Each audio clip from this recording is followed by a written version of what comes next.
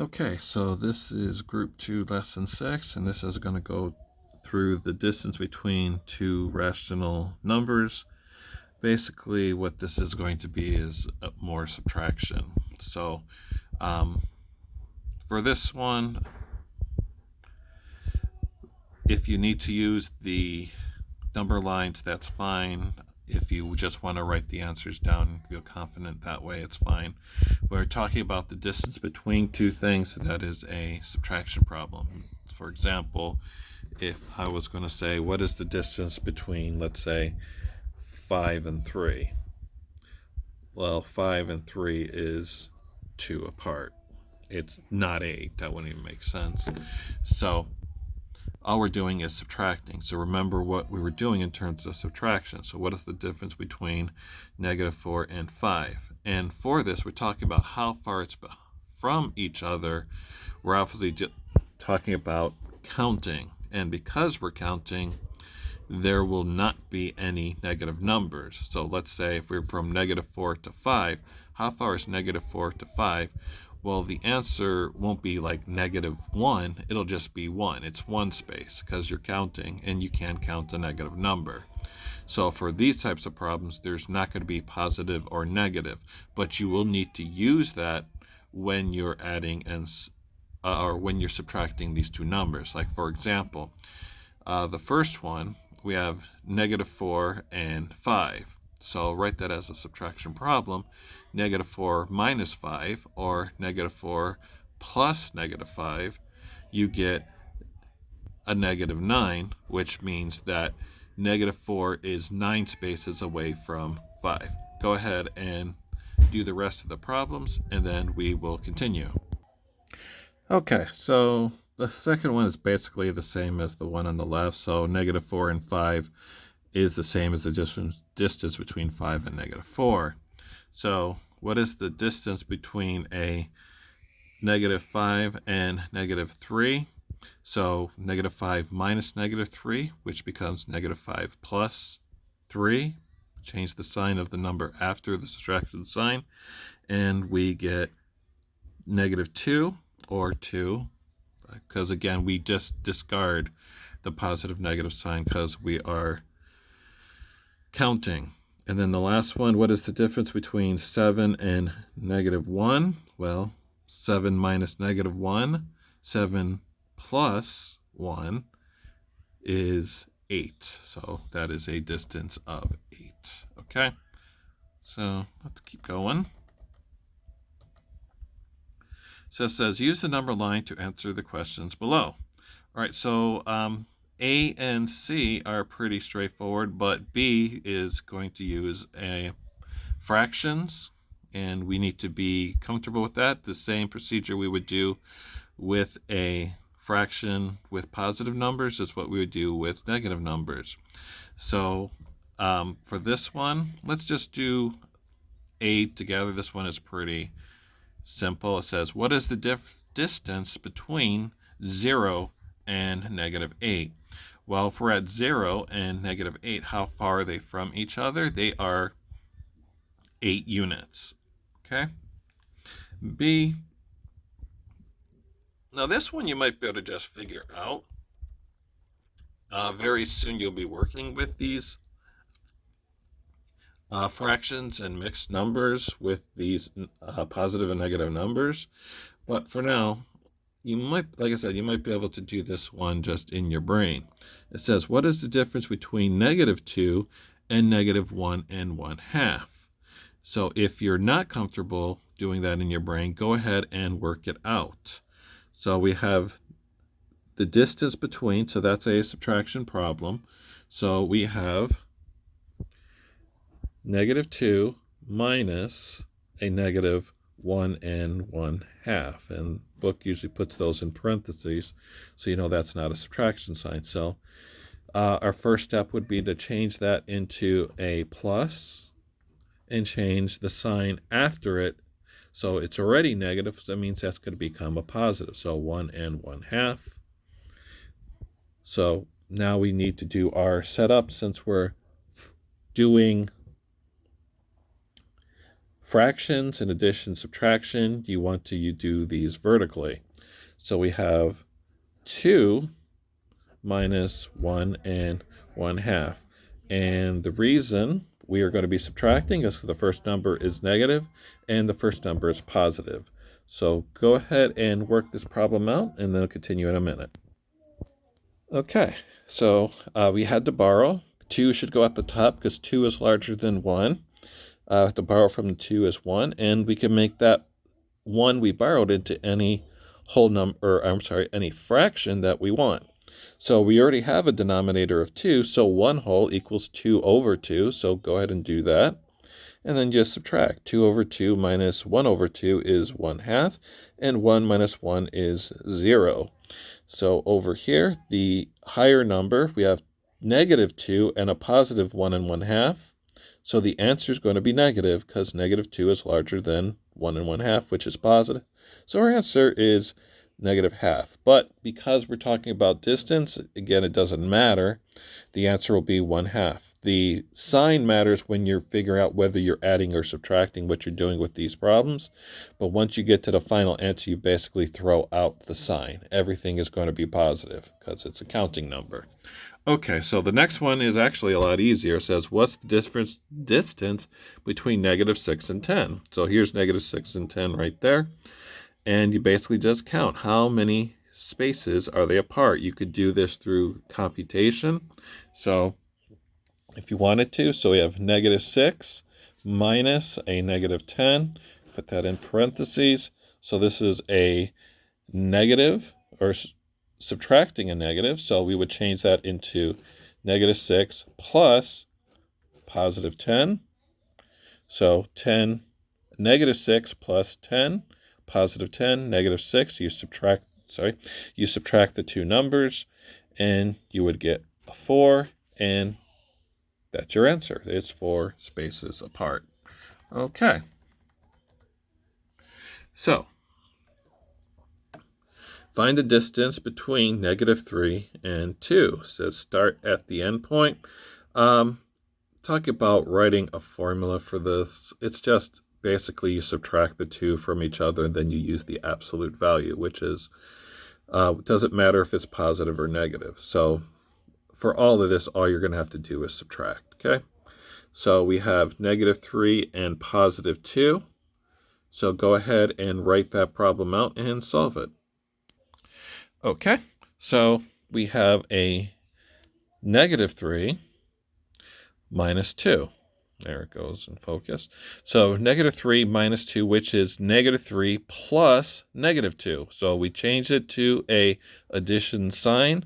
That means we have to change the sign of the number that follows it. So instead of minus positive 2, we're going to add negative 2, which, as we did in the previous lesson, is the exact same thing. So negative 3 plus negative 2 is a negative 5, and therefore it is 5 spaces apart. So we use the absolute value of that.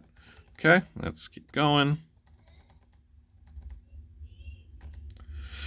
Okay, so distance is positive, it says. Change in elevation and distance. So you can't have negative distance. So if someone is 5 feet behind you, we would not say that they're negative 5 feet. We would just say they're 5 feet behind you. If someone is 5 feet in front of you, we wouldn't say they're positive 5 feet. We just say they're 5 feet from you. So that's kind of what they're talking about. Change in elevation or temperature may be positive or negative depending on whether it is increasing or decreasing, going up, going down. So for temperature, you could have negative degrees. In elevation, so on an airplane or whatever, you can have negative elevation, but in terms of distance, that would just be a positive or just a regular number. So it says a hiker starts hiking at the beginning of a trail at a point which is 200 feet below sea level, okay? And he hikes to a location on the trail that is 580 feet above sea level and stops for lunch. What is the vertical distance between 200 feet below sea level and 580 feet above sea level? So go ahead and write your problem out for that and solve it. Okay, so you start off with 200 feet below sea level, so that would be negative 200. And then we're going to subtract 580 feet above sea level. That would be a positive number because it's above. So we have negative 200 minus 580. It's subtraction because we want to find the distance between them. So subtraction problem. Our first step, again, is to change it into an addition problem. So negative 200 minus a positive 580 is the same as negative 200 plus a negative 580. So just change the sign of the problem, but you also have to change the sign of the number after that. Negative plus a negative, you just add it together, you get negative 780. And because we're talking about a distance, what is the distance between it? It would be 780 feet. Okay? So it says, how should we interpret 780 feet in the context of the problem? Well, for this one, he went or traveled a distance of 780 feet or vertical feet. Okay? After lunch, the hiker hiked back down the trail from the point of elevation, which is 580 feet above sea level, to the beginning of the trail, which is 200 feet below sea level. What is the vertical distance between 580 feet above sea level and 200 feet below sea level? Well, that's just the exact same problem in reverse. It's still the same distance. The difference is at the beginning, he went from at the bottom of the trail to the top of the trail. So he went from the bottom to the top. This time he's going from the top to the bottom, but the distance doesn't change. It's still 780 feet from the top to the bottom. It's just going a different way. So it doesn't matter. Just like when we're doing problems with just regular numbers. What is the change in elevation? The change was 780 feet. Okay, so the distance between a negative number and a positive number is 12.5. What are the numbers? Okay.